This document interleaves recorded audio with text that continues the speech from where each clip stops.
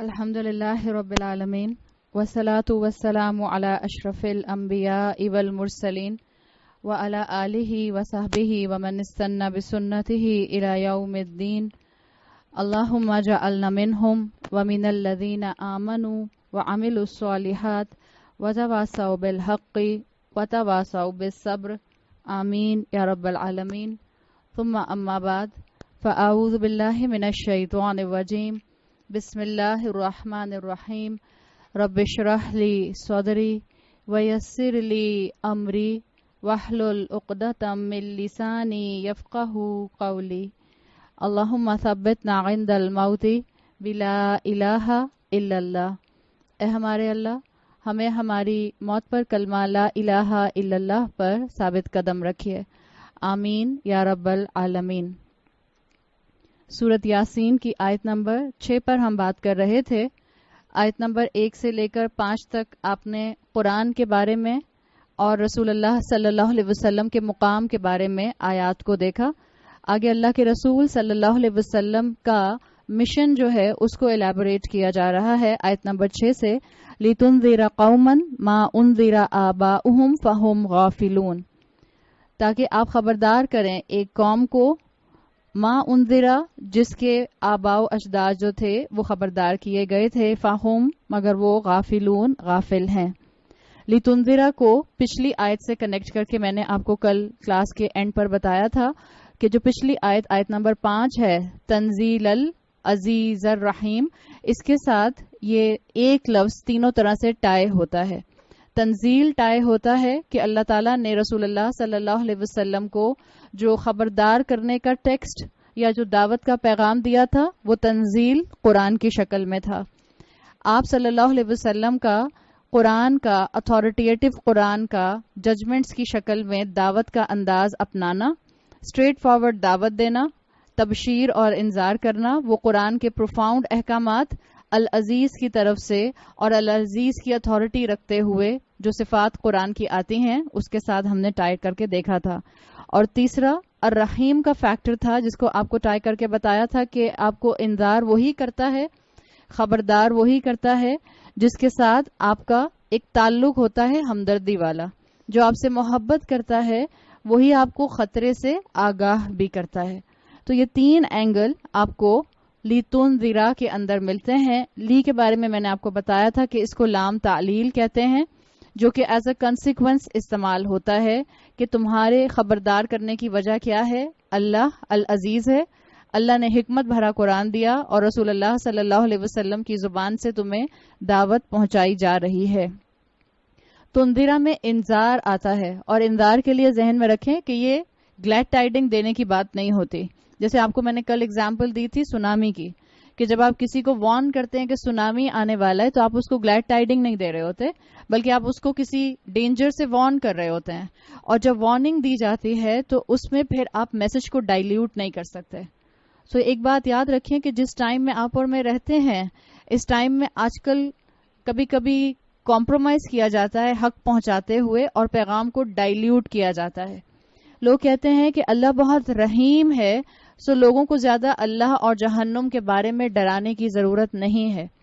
अगर आप रसूलों का किरदार देखें तो रसूलों की शख्सियत और रसूलों की दावत बैलेंस्ड होती थी। जहां वो ग्लैड टाइडिंग्स देते थे, जहां वो तबशीर करते थे, वहां वो इंजार भी करते थे, लोगों को डराते भी थे। सो दोनों फैक्टर का एक बेहतरीन कॉम्बिनेशन एक दाई के अंदर होना चाहिए। और माँ की शक्ल में जो सभी दाई मौजूद हैं अल्हम्दुलिल्लाह, आप जाकर खानदान में या माशरे में तबलीग करें या ना करें, माँ होते हुए आप अपनी औलाद के लिए सबसे बड़ी मुबल्लिग होती हैं। सो अपने बच्चों को जब आप अल्लाह से जोड़ने की कोशिश करें, आप जब अपने बच्चों के अंदर अल्लाह की मोहब्बत डेवलप करने की कोशिश करें तो दोनों फैक्टर सामने रखें। कभी कभी उनको डराना भी पड़ता है और कभी कभी उनको अल्लाह की शान रहीमी के साथ बार बार हवाला देकर उनको अल्लाह से कनेक्ट करना होता है। अब ये माँ का अपना एक समझ लीजिए अंदाज होता है, उसकी अपनी शख्सियत होती है, और आपके बच्चे का मेंटल पावर होती है कि वो कितना आपकी बात को ग्रास्प कर सकता है। बात इतनी सी है कि हर एंगल से बच्चे को अल्लाह से जोड़ा जाए, यही अंदाज इंजार का होगा تو انشاءاللہ انبیاء کے قدموں کے پیچھے پیچھے چلتے ہوئے آپ اور میں معاشرے کے اندر بہترین طریقے سے دعوت کا کام کر سکیں گے. بس ایک چیز کا خیال رکھیے گا کہ جب انذار کیا جاتا ہے تو انذار میں ایک ایمرجنسی سٹیٹ ہوتی ہے, سینس آف ارجنسی ہوتی ہے. گلیڈ ٹائڈنگز میں تو آپ آہستہ آہستہ گلیڈ ٹائڈنگز دے سکتے ہیں کہ آج آپ نے جنت کے ایک باغ کے بارے میں بتایا, کل آپ نے جنت کے درختوں کے بارے میں بتایا, پرسوں آپ نے کسی صدقے کے ریوارڈ کے بارے میں بتایا. لیکن اگر آپ نے اپنے بچے کو جہنم کی آگ سے بچانا ہے تو یقیناً اب یہاں سینس آف ارجنسی ہے. اگر آپ نے اس کو قبر کے عذاب سے بچانا ہے, it's a state of emergency. اگر آگ لگی ہو, آپ یہ نہیں کہتی میں ابھی گھر میں آگ لگی ہے یا بلڈنگ میں آگ لگی ہے تو میں ابھی بچے کے صرف دروازے کو کھول دوں گی, تھوڑی دیر کے بعد جا کے بچے کو آواز دوں گی, پھر تھوڑی دیر کے بعد جا کے میں اس کا ہاتھ پکڑ کے اس کو باہر لے کر آؤں گی لاؤنج تک, پھر تھوڑی دیر کے بعد جاؤں گی اور پھر اس کو لاؤنج سے گھسیٹتے ہوئے گھر سے باہر لے کر آؤں گی. جب اسٹیٹ آف ارجنسی ہوتی ہے تو پھر ہم فوراً چیزوں کو کرنے کی کوشش کرتے ہیں. تو اللہ تعالیٰ نے یہاں اپنے رسول کے ذریعے آپ کو اور مجھے بھی بتا دیا کہ ہمیں بھی معاشرے میں اگر انذار کرنا ہے تو ہمیں لوگوں کو جو حق ہے قبر کے بارے میں, جو حق ہے موت کی حقیقت کے بارے میں, جو حق ہے جہنم کے بارے میں اور حساب کتاب کے بارے میں, اس کو ایز اٹ از بتانا ہوگا بغیر ڈائلیوٹ کیے ہوئے. پھر یہاں پر اس آیت میں آپ دیکھ رہے ہیں, اس آیت کے آنے سے پہلے آپ کے سامنے دو الفاظ آ چکے ہیں پیچھے. ایک آیا تھا القرآن الحکیم اور ایک آیا تھا المرسلین. آپ نے دیکھا تھا کہ القرآن آیا تھا. اگر قرآن کے ساتھ آپ کو شروع میں حمزہ اور لام نہیں بھی نظر آتا, اگر آپ قرآن کو پراپر ناؤن نہیں بھی بناتے, تو اٹ واز انڈرسٹوڈ کہ قرآن کیا تھا, آسمانی کتابوں میں اللہ کی ایک ڈیوائن ریولیشن. لیکن پھر بھی اللہ تعالیٰ نے اس کو القرآن کہا. اسی طرح سے اللہ تعالیٰ نے المرسلین کہا. مرسلین کہتا اللہ تعالیٰ تو بھی انڈرسٹوڈ تھا کہ اللہ تعالیٰ اپنے میسنجرز کی بات کر رہے ہیں, لیکن اللہ نے المرسلین کہا. اب آپ ان دو کے کمپیریزن میں دیکھیے, اسکالرز کہتے ہیں کہ قریش کے لوگ مکی دور کے اس لیول تک, جب سورہ یاسین کا تنزیل ہو رہی تھی, نزول ہو رہا تھا, جو قریش کے لوگ تھے وہ قرآن کو اچھی طرح پہچان چکے تھے کہ اب محمد جو ہیں وہ اپنے آپ کو رسول کلیم کرتے ہیں اور کلیم کرتے ہیں کہ ان کے پاس ایک فرشتہ آتا ہے, اور پھر وہ جو پڑھ کر سناتے ہیں ان کا کہنا یہ ہوتا ہے کہ یہ اللہ کی طرف سے انسٹرکشنز آئی ہیں. سو قریش قرآن کو پہچان گئے تھے.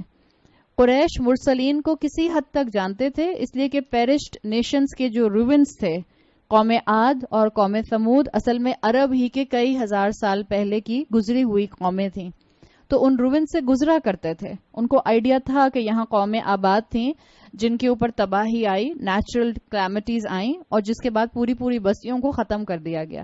تو ٹو سم ایکسٹینٹ مرسلین کا کانسیپٹ تھا. اللہ تعالیٰ نے قریش کے انکار کرنے کی, جو ان کو ان کے تکبر کی, انکار کیوں کرتا ہے انسان؟ تکبر کی وجہ سے. رسول اللہ کے 5 سال 6 سال 7 سال دعوت کے باوجود قریش ان کی بات نہیں مان رہے تھے, قرآن پر ایمان نہیں لا رہے تھے, تو تکبر تھا نا. اللہ تعالیٰ نے قریش کو قوم القوم نہیں کہا. لتنذرا کے بعد کیا لفظ آیا ہے؟ قومن آیا ہے, اور جو عربی زبان سمجھتا ہے قومن کامن ناؤن ہے. جو تنوین آ رہی ہے 2 زبر کی, یہ آپ کو کیا بتا رہی ہے؟ کامن ناؤن ہے. اللہ تعالیٰ نے یہ نہیں کہا لتنذرا القوم, آپ اس قوم کو خبردار کر دیں. حالانکہ آپ یہ بات اچھی طرح جانتے ہیں کہ اللہ کے رسول صلی اللہ علیہ وسلم کی جو دعوت کا, جو تبلیغ کا ایک پروگریشن تھا, وہ آہستہ آہستہ آگے بڑھا ہے.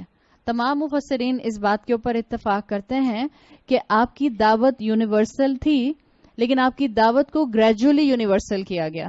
آپ جانتی ہیں انیشیلی آپ کو حکم دیا گیا تھا فَأَنذِرْ عَشِيرَتَكَ الْأَقْرَبِينَ, اپنے قریبی رشتہ داروں کو خبردار کر دیجئے, وارن کر دیجئے. اس کا مطلب ہے کہ سب سے پہلے آپ صلی اللہ علیہ وسلم کو دعوت دی گئی تھی کہ قریش کو وارن کر دیجئے, اس لیے کہ قریش آپ کا قبیلہ تھا.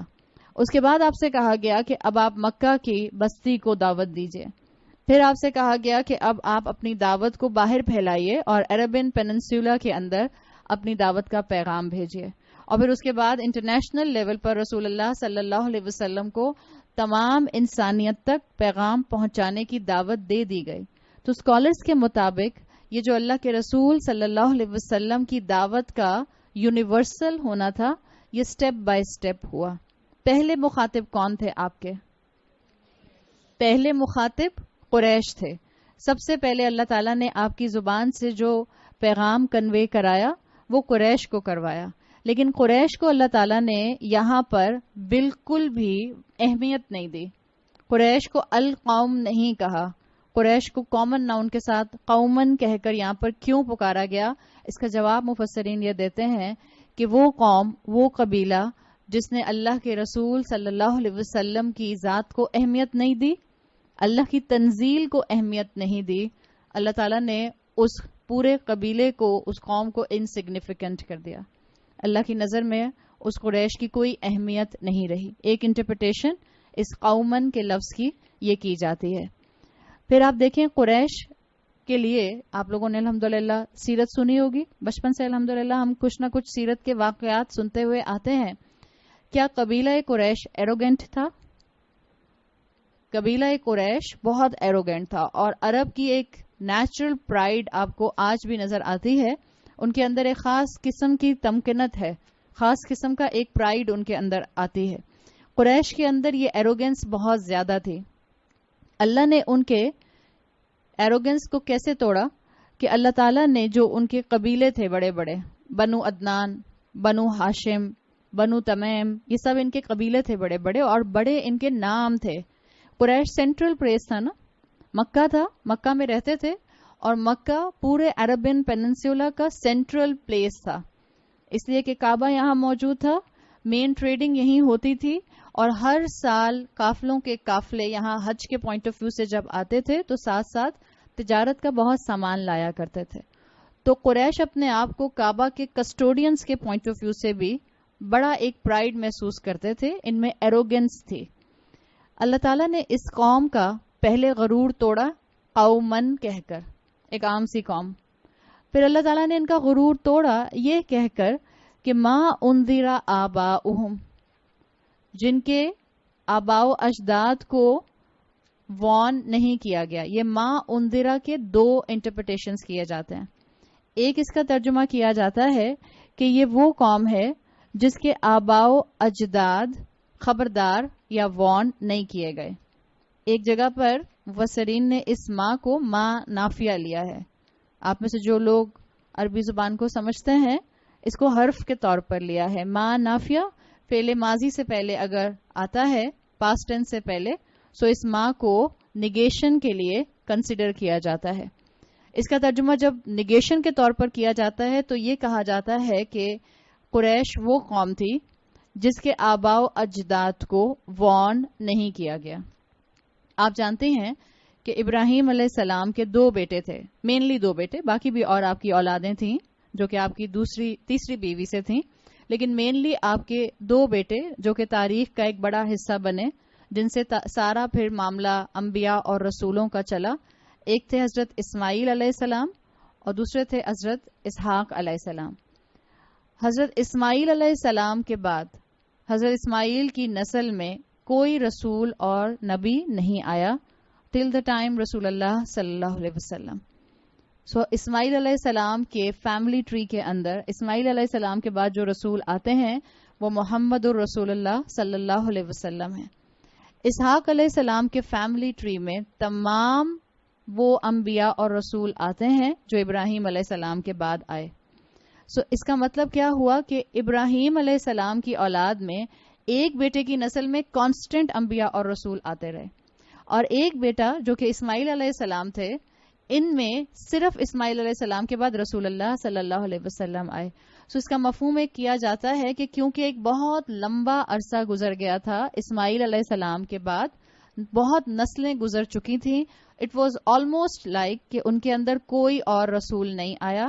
اسی لیے ماں کو یہاں نگیشن کے لیے لایا گیا ہے، ایک حرف کے طور پر لایا گیا ہے، نافیہ کے طور پر، کہ آپ خبردار کیجئے اس قوم کو جس میں اس کے آبا کو کوئی وارن کرنے کے لیے، انذار کرنے کے لیے نہیں آیا، because of the longer gap جو اسماعیل علیہ السلام اور رسول اللہ صلی اللہ علیہ وسلم کے درمیان میں آیا تھا، اس لیے کہ وہ اتنی پرانی تعلیمات کو بھول چکے تھے.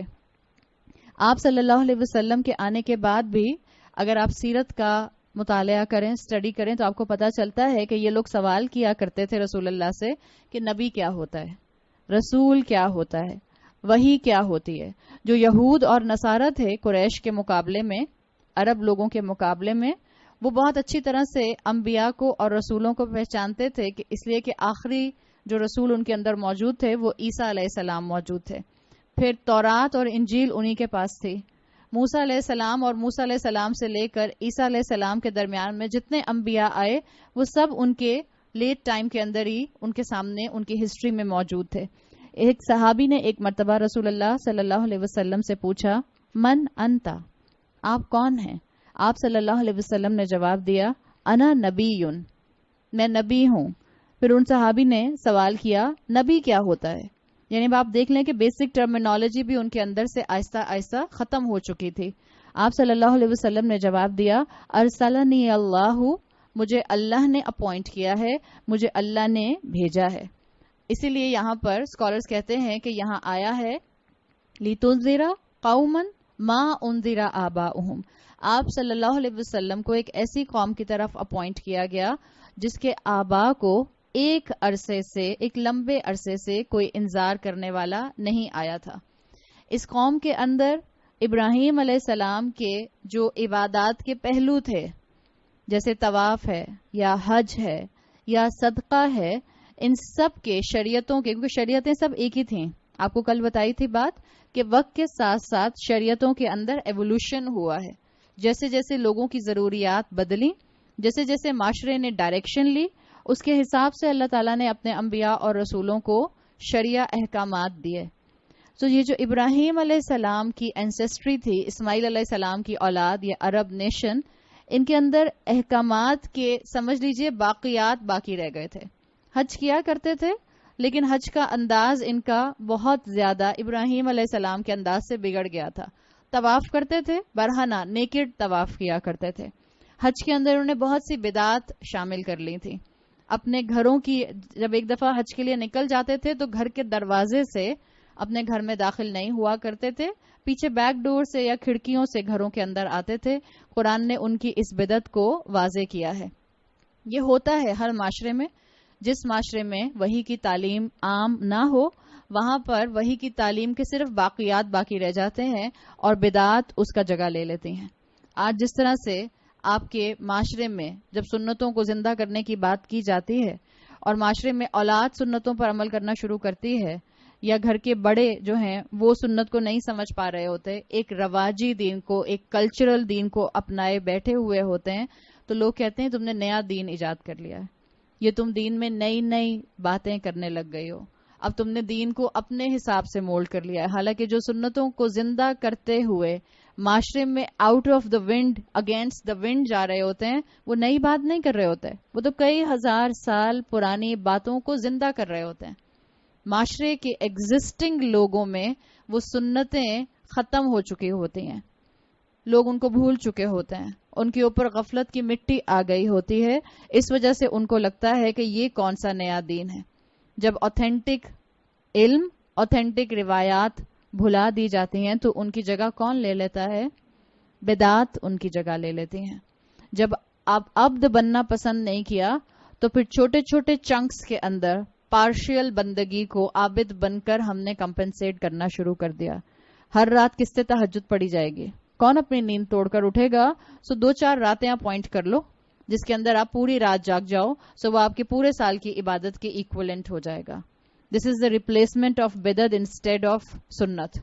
15 شعبان کی رات میں جاگ کر پوری رات عبادت کر لیں، اپنی طرف سے اس کو ایک تیسری عید بنا لیں، جبکہ اللہ کے رسول صلی اللہ علیہ وسلم کی طرف سے 2 عیدیں آپ کو دی گئی تھیں.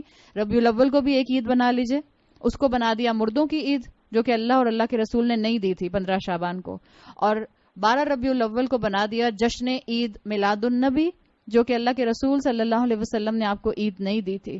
جب انسان اپنی زندگی میں ڈیلی بیسس پر سنتوں پر امپلیمنٹیشن کو چھوڑ دیتے ہیں، تبھی انسان اپنی انٹرنل سیٹسفیکشن کے لیے اس طرح کی پارشل عبادت اور پارشل بندگی کو اپنی زندگی کا حصہ بنا لیتے ہیں تاکہ اپنی روح کو کسی طرح سے تسلی دے سکیں.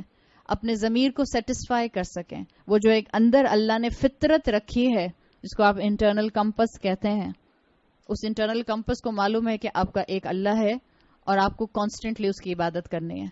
لیکن جب اس کو آپ مار مار کر سلاتے ہیں تو اس کو آپ ایسے مار کر سلاتے ہیں کہ ایک رات جاگ لو, ہر رات جاگنے کی کیا ضرورت ہے. اور پھر کانسیپٹ اتنے اسٹرانگ ہو گئے کہ جیسے ہر رات تو اللہ تعالیٰ آئیں گے نہیں پہلے آسمان دنیا پر, حالانکہ صحیح احادیث موجود ہیں, اللہ کے رسول صلی اللہ علیہ وسلم کا صحیح عمل موجود ہے, لیکن کیونکہ سنتوں کی جگہ پر بدعات آ گئیں تو بدعات دیکھی بھالی ہیں, جانی پہچانی ہیں, اور اجنبی کون ہیں؟ سنتیں اجنبی ہیں, صحیح احادیث اجنبی ہیں. تو یہ دو معنی یہاں پر لیے گئے. ایک لیا گیا کہ ان کو خبردار کیجئے جن کے آبا کو خبردار نہیں کیا گیا, معنافیہ. اس سچویشن میں اسکالرز نے کہا کہ ان کے جو امیجیٹ فور فادرز تھے, اسماعیل علیہ السلام تک تو بہت نسلیں گزر گئی نا, جو قریش کے امیجیٹ فور فادرز تھے, obviously ان کو وارن کرنے کے لیے کوئی رسول نہیں آیا تھا. سو اس سینس میں ماں کو نافیہ لیا گیا ہے. اور دوسرا انٹرپریٹیشن اس ماں کا یہ کیا جاتا ہے کہ اسکالرز اس کو مصدریہ لیتے ہیں, یعنی آپ اس کو اسم لیتے ہیں اور اس کو لیتے ہیں الذی کی ریپلیسمنٹ میں. ان کو خبردار کیجئے تاکہ ان کو خبردار آپ کریں جن کے آبا کو خبردار کیا گیا, فہم غافلون, مگر وہ غافل رہ گئے. اور اگر آپ اس اینگل سے ماں کو اسم لے کر اس کا ترجمہ کریں گے کہ جن کے آبا کو خبردار کیا گیا, تو پھر آبا کہاں تک جائیں گے؟ اسماعیل علیہ السلام تک, بیکاز فیملی ٹری تو وہی بن رہا ہے نا. سو دونوں طرح سے آپ کو اس کا ٹرانسلیشن ملتا ہے. کبھی آپ کو کسی ترجمے میں اس کا ترجمہ نہیں لکھا ہوا ملے, یا کبھی آپ کو اس کا ترجمہ جن کے لکھا ہوا ملے, جن کے آبا خبردار کیے گئے. تو پلیز اسکالرز کی ادب اور احترام کے اندر یہ کبھی مت کہیں اپنے کم علم کی وجہ سے کہ اس میں ترجمے کی غلطی ہے. ہمارے علم کی غلطی ہوتی ہے, ہمارے علم کی کمزوری ہوتی ہے. ہم اسکالرز کے علم کے اوپر اتنی آسانی سے انگلی نہیں اٹھا سکتے.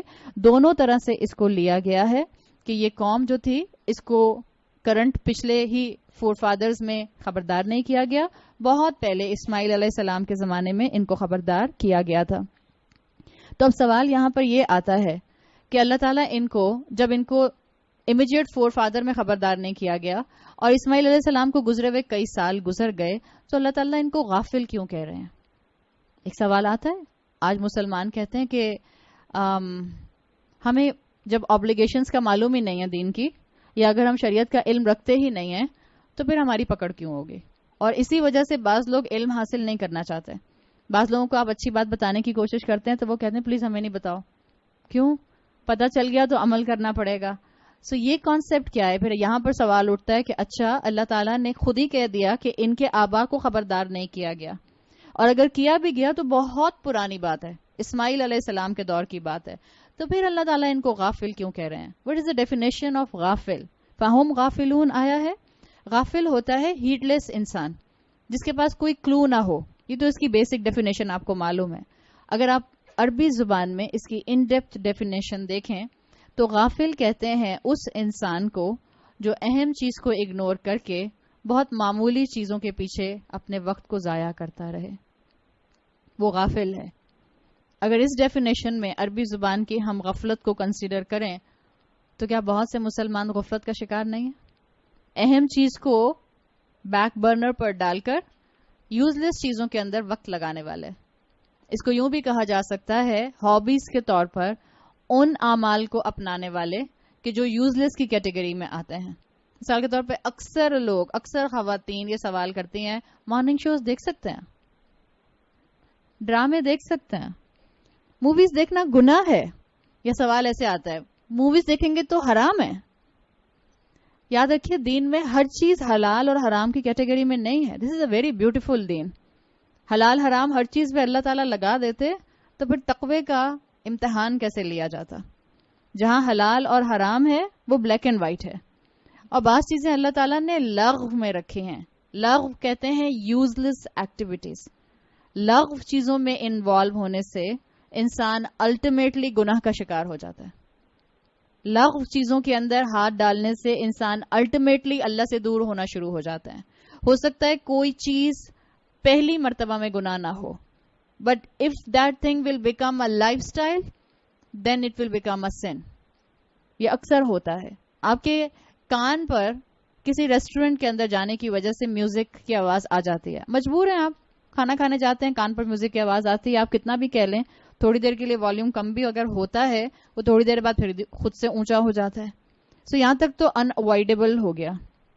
لیکن اپنے فون میں میوزک پلیئر خود آن کر کے, آئی ٹیونز خود آن کر کے, ہیڈ فون لگا کر میوزک سنتی ہوں, اینڈ اٹس مائی ہیبٹ. اب وہ جو لغو چیز تھی اب وہ مجھے گناہ کی طرف دھکیل رہی ہے. سو یہ آہستہ ایسی same as the case with drama, same as the case with morning shows, same as the case with movies. Ultimately ہوگا کیا, آپ صرف دنیا پرست بن جائیں گے. مارننگ شوز آپ کو کیا بنا رہے ہیں, کتنا علم حاصل کر لیا آپ نے مارننگ شوز دیکھ کے. I am not against the people those are involved in it, Allah ان کو ہدایت دے, اس لیے کہ آپ کا اور میرا کام ہے کہ ہم سب کے لیے ہمدردی رکھیں. سب انسان ہیں, کلو بنی آدم, سب آدم کی اولاد ہیں, اور ہمارے لیے ون لیول اپ سب مسلمان ہیں. بھٹکے ہوئے ہیں, غافل ہیں, ہم ان کو ابینڈن نہیں کر سکتے, ہمیں ان کے لیے دعا بھی کرنی ہے اور ہم نے ان تک ہدایت پہنچانے کی کوشش بھی کرنی ہے. لیکن آپ کی اور میرے لیے ہم اپنا وقت ضائع نہیں کر سکتے. We have a much bigger plate جس کے اندر ہم نے بہت کچھ ڈالنا ہے نیکیوں کے پوائنٹ آف ویو سے. اگر آپ نے اور میں نے اپنا وقت ایسے ضائع کر دیا تو نہ ہمیں انذار خود فائدہ دے گا اور نہ ہم دوسروں کے لیے اس انذار کو فائدہ مند بنا سکیں گے. سو غافل انسان وہ ہوتا ہے جو امپورٹنٹ چیز کو چھوڑ کر یوز لیس ایکٹیویٹیز میں اپنے آپ کو مصروف رکھے. اللہ تعالیٰ نے انسانوں کو غافل پیدا نہیں کیا. قرآن کہتا ہے فطرت اللہ التی فطر الناس علیہا, اللہ نے انسان کو فطرت پر پیدا کیا ہے. یہ فطرت کیا ہے؟ This is the internal disposition of every human being, the moral compass. ہر انسان کے اندر بلٹ ان اللہ کی ایکنالجمنٹ موجود ہے. ہر انسان جانتا ہے, چاہے وہ مسلم ہو, ہندو ہو, کرسچن ہو, جیو ہو یا بدھسٹ ہو, ہر انسان اللہ تک پہنچ سکتا ہے. آپ صلی اللہ علیہ وسلم کی صحیح بخاری میں حدیث آتی ہے, آپ نے فرمایا کل مولود یولد علی الفطرہ, ہر پیدا ہونے والا یعنی ہر بچہ اسی انٹرنل کمپس کے ساتھ پیدا ہوتا ہے. اللہ نے کوئی انسان غافل پیدا نہیں کیا, تو پھر انسان غافل کیوں ہو جاتے ہیں؟ There are lots of reasons. میں آپ کے سامنے 2-3 ریزنس رکھتی ہوں. ریزن نمبر 1, غفلت کا اینگل کیا ہوتا ہے؟ انسان اپنے انر کمپس کو اگنور کرتا ہے, جس کو آپ کہتی ہیں ضمیر کی آواز. ہر انسان کے اندر اچھائی اور برائی کا کرائٹیرین فکس کیا گیا ہے. کسی کے پاس شریعت کا علم نہیں ہے, کسی نے کسی مولوی کی دعوت نہیں سنی, کسی نے قرآن کا ترجمہ نہیں پڑھا, بٹ ہر انسان جانتا ہے کہ سچ بولنا اچھی بات ہے, جھوٹ بولنا بری بات ہے. کسی کے رائٹ کو دے دینا اچھی بات ہے, کسی کا رائٹ سنیچ کر لینا بری بات ہے. اپنے ہاتھ سے محنت کر کے پیسہ کمانا اچھی بات ہے, کرپشن کرنا اور کسی کا مال چھین لینا بری بات ہے. This is the internal campus. انسان اپنی فطرت کو جب اگنور کرتا ہے تو انسان غفلت کا شکار ہو جاتا ہے. اور انسان اپنی فطرت کو کیسے اگنور کرتا ہے؟ باہر کے ماحول کے اثرات کی وجہ سے. باہر اتنی ٹیمپٹیشنز ہیں, باہر اتنی رنگینی ہے, باہر اتنی انجوائمنٹ ہے کہ انسان کی فطرت دب جاتی ہے. انسان کو پونڈر کرنے کا, وقت لگانے کا, سوچنے کا موقع ہی نہیں ملتا. خاص طور پر بڑے شہروں میں رہنے والے لوگ, آپ کی اور میرے جیسے لوگوں کے لیے, اور خاص طور پر کراچی شہر میں رہنے والوں کے لیے کیا نیچر کی آبزرویشن ہے. بیچارہ گرے کلر کا تو آسمان نظر آتا ہے, نیلا آسمان بھی ہمیں شاید ہی کبھی نظر آتا ہے. پرندے بیچارے وہ منہ کھولے بیٹھے رہتے ہیں, آوازیں ان کی کم سنائی دیتی ہیں. جس وقت پرندوں کی آوازیں آ رہی ہوتی ہیں فجر کے بعد, اس وقت ہم کمروں میں بند ہو کے سو رہے ہوتے ہیں. شام کے ٹائم پر ایک وقت ہوتا تھا کہ انسان باغ میں آ کے بیٹھتا تھا. اب گھر بھی چھوٹے ہو گئے, ہر گھر میں باغ نہیں ہے. اب جب ہر گھر میں باغ نہیں ہے تو لوگوں نے کہا چلو پارکس میں چلے جائیں. پارکس کا جو عالم ہے, ہر پارک آپ کو ایکسٹرا میریٹل افیئر اور پری میریٹل افیئر کی ایک کہانی سناتا ہوا نظر آتا ہے. تو شرم آتی ہے آپ کو اپنے بچوں کو پارکس میں لے جاتے ہوئے. ہر بینچ پہ 2 بیٹھے ہیں بے وقوفوں کی طرح, اور جس طرح سے بیٹھتے ہیں شوہر اور بیوی اس طرح سے نہیں بیٹھتے. جہاں جتنی بیویاں بیٹھی ہیں, آپ اپنے شوہر کے ساتھ صوفے پہ ایسے بیٹھتی ہیں, اپنے گھر کے اندر بھی ایسے نہیں بیٹھتے. آپ جب شادی کو 5 سال ہو جاتے ہیں تو بیچ میں ایک کشن چھوڑ کے بیٹھتے ہیں. 10 سال ہو جاتے ہیں تو کوشچن چھوڑ کے بیٹھتے ہیں. بٹ ہمارے ہاں نیچر آبزرویشن، پھر پارکس میں جانا آپ نے چھوڑ دیا، سو پھر نیچر کو کیسے آبزرو کریں گے؟ بارش ہوتی نہیں ہے، جب کبھی ہوتی ہے تو الحمدللہ زبان سے نکلتا ہے اور اللہ یاد آتا ہے. سو بڑے شہروں میں رہنے والوں کے لیے نیچر کو آبزرو کرنا ویسے ہی کم ہو جاتا ہے. تو فطرت کیسے ٹریگر ہوگی؟ بیٹھ کے سوچنے کا ہمارے پاس ٹائم نہیں ہے، اس لیے کہ سب سے زیادہ اس شہر میں تیز گھڑی گزرتی ہے. آپ آبزرو کر کے دیکھ لیں، پاکستان کے کسی بھی شہر میں چلی جائیں، باقی دنیا کی بات نہیں کر رہی اس لیے کہ باقی دنیا میں اور بھی ایسے شہر ہیں جو کراچی کی طرح تیز چلتے ہیں. بٹ اگر آپ پاکستان میں پنجاب میں چلی جائیں، آپ خیبر پختونخوا میں چلی جائیں، آپ بلوچستان میں چلی جائیں، اسلام آباد میں تو لگتا ہے ٹائم گزرتا ہی نہیں ہے.